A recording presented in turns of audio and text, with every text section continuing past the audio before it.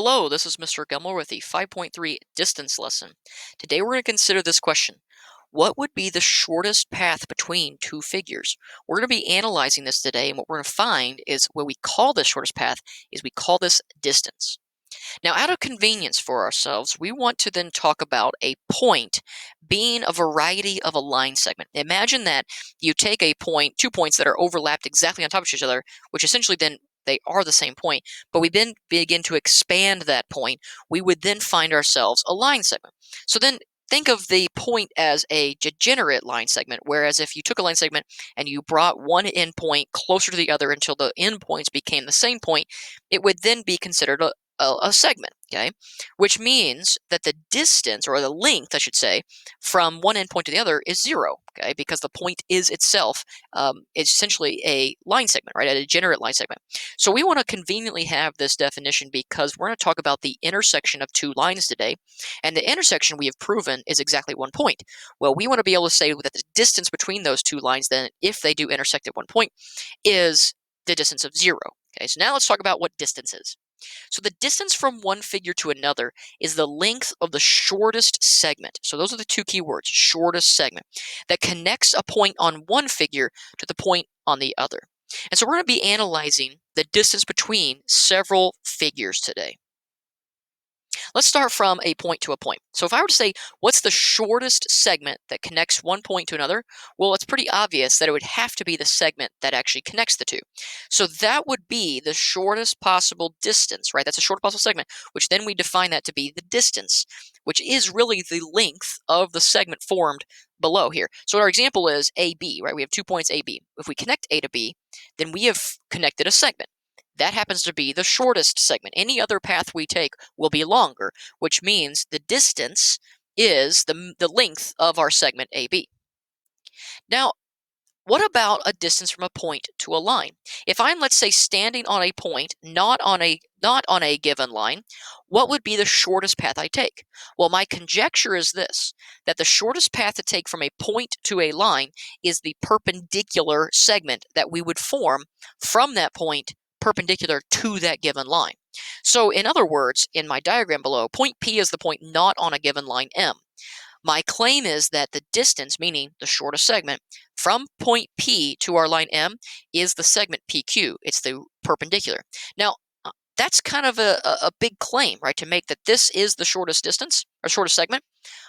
We need to prove this. Okay, so the setup of our proof then, how are we going to actually show that this is the shortest segment? Let's show that it's shorter than any other segment that can be formed. In other words, if we were to pick another point on line M, let's say point R. Point R can be any point except for point Q. Point Q is that unique point that already forms that perpendicular, so it can't be point Q. So point R can be anywhere on line M. Let's show that PQ is less than PR. So we're going to call this theorem the distance theorem number 1, or to us DT1. So we're given point P not on line M. We're given that Q and R are also on line M. However, Q and R are not the same point, and that PQ is perpendicular to M. Let's prove that PQ is less than PR. The proof of this is actually quite simple because we've already proven something to help us with this. So here's the proof of the DT1. Okay, so we're given again line M. Q and R are on line M, and again Q is not the same as point R. P is not on line M, and then PQ is perpendicular to M. Let's prove again that PQ is less than PR. Well, if we connect P to Q and P to R, like we're given here, we form a certain figure. Okay, we form that triangle PQR is a right triangle, in fact, because of the definition of right triangle. It satisfies that. We know since PQ is perpendicular, we form a right angle, and we can claim our figure then to be a right triangle. Well, what's important about the right triangle is a corollary that we proved. Okay, the corollary we prove is called the right triangle inequality. What that says is that in a right triangle, the hypotenuse is the greatest length, which means PR is the hypotenuse of our triangle. So I can claim the leg then of our right triangle is less than that of our hypotenuse.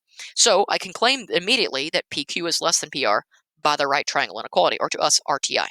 So what that means is if I were to place point R anywhere on line M except for at point Q, and I connect P to Q and P to R, then I would form a right triangle regardless, which means PR will always be the hypotenuse, which means it's always going to be greater than the length of PQ. So PQ is in fact the shortest segment. In other words, it is the distance from a point to a line. It's that perpendicular created. Now let's talk about a distance from a line to a line. Okay, so the distance from a line to a line. Well, there's really two cases with this. First case, which is kind of a trivial case, what happens then if the lines intersect? Well, if the lines intersect, then what's their distance between the two? Meaning, what's the smallest segment?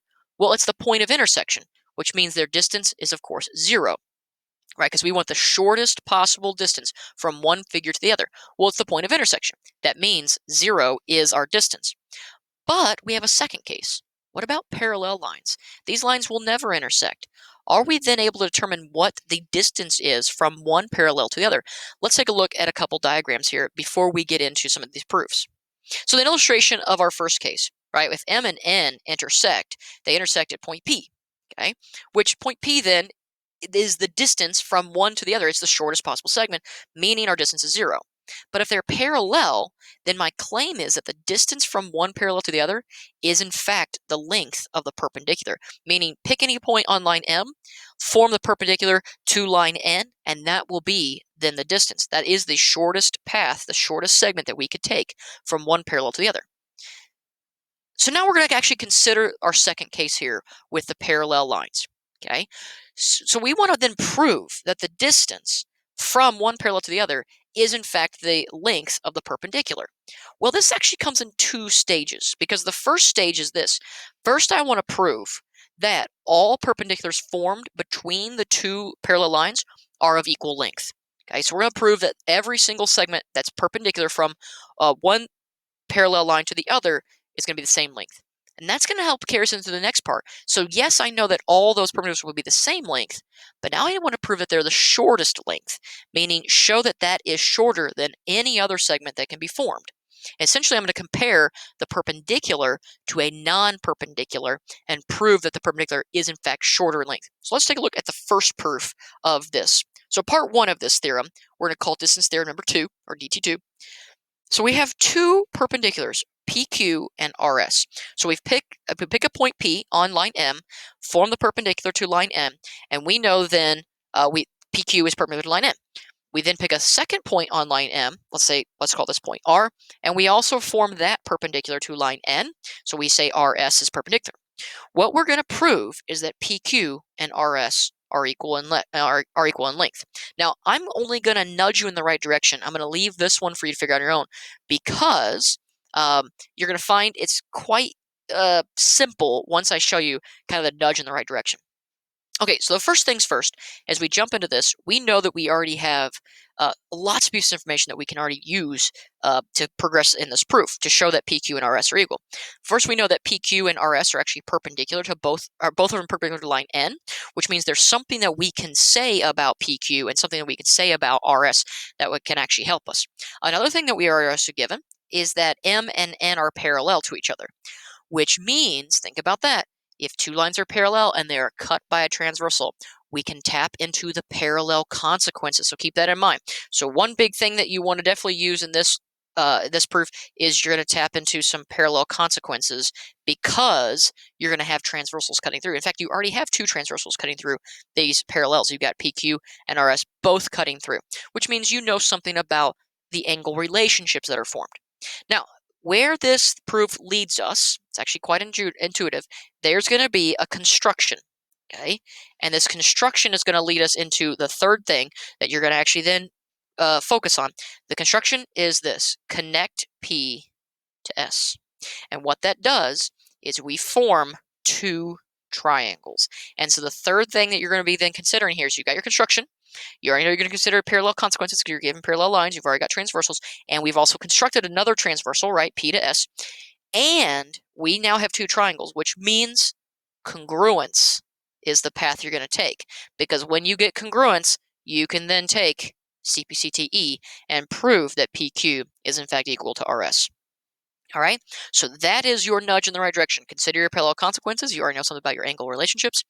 You're going to be constructing that point P to S, or that segment P to S, and then you're going to then work on proving those two triangles there are in fact congruent to each other. Okay, once you've got congruence between the two triangles, then it's a piece of cake to show that PQ and RS, which happen to be corresponding sides, are equal to each other. So what this theorem does is it proves that any perpendicular form between the two parallels are going to be the same length. We now want to show that they're the shortest length, they're the shortest segment. So what we have to do is prove that it's shorter than any other. So let's take a look at what we're given here. Where again lines M and N are parallel.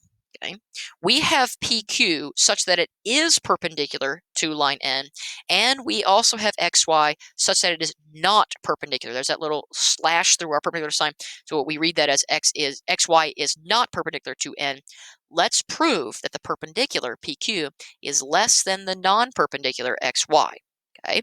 Now, again, I'm going to nudge you in a couple directions here. I'm going to let you guys do this one on your own. The first thing I want to nudge you toward is that this one will require a construction. Okay. Oops. So this one will require construction. I'll show you what construction involves in just a minute. Because once you've constructed this thing, what I'm going to lead you to then is consider what we've already proven before we've reached this part. We've actually proven in distance theorem number 1 that the shortest segment from any point not on a line to the line, or perpendicular to that line, or sorry, to the line is the perpendicular. So consider what distance theorem number 1 said. Pick a point which is not on a line, and if a perpendicular is formed from that point to the given line, that is then the shortest segment. So there's distance theorem number 1. And you want to consider what we just proved, which is distance theorem number 2, showing that any perpendicular from one parallel to the other are equal in length. So now let's take a look at what our construction is going to be. Our construction is this. We are going to drop in a perpendicular from point X down to line N, making that right angle. We can call that point whatever. I can call that point Z.